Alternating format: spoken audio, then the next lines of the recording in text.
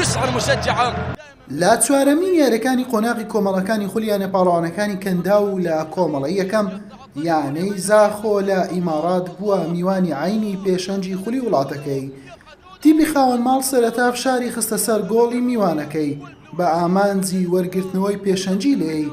کوڕانی خابوور کەوتنە نێو کەشی یاریەکە و مەترسیدارتر لە عین دەرکەوتن. ناسر محەممەد و یەمەنی دەرفەتێکی زۆر ئاسانی هاتە پێش بۆ پێشخستنی زاخۆ سوودی لێوەرنەگرت. هەردوو تیم بە هەوڵە لاوازەکانیان دەیانویست بە گۆڵ بگەن، بەڵام نیوە یەکەم بە ئەنجامێکی سپی کۆتایی هات.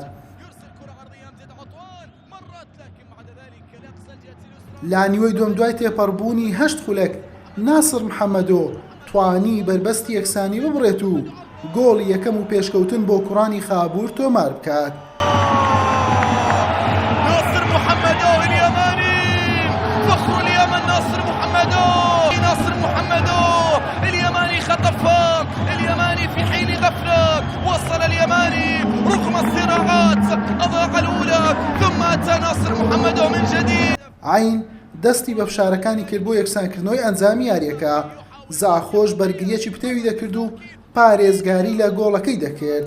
یاری گۆڵی زیاتری بەخۆیەوە نەبینی و بە تاکە گۆڵەکە و سەرکەوتنی کوڕانی خابوور کۆتایی هات. بەم سەرکەوتنە زاخۆ پێشەنجی کۆمەڵەکەی پاراست و بووە خاوەنی 10 خاڵ و سەرکەوتنی بۆ یاری پێش کۆتایی تەواو ئاسان بوو. عینیش لە پلەی دووەم 6 خاڵی هەیە. لە پێنجەمین یاریان کوڕانی خابوور لە دەی مانگی 2 ساڵی داهاتوو لە کوێیت دەبنە میوانی قادسیە. حوسێن محەممەد، کەناڵی پێم.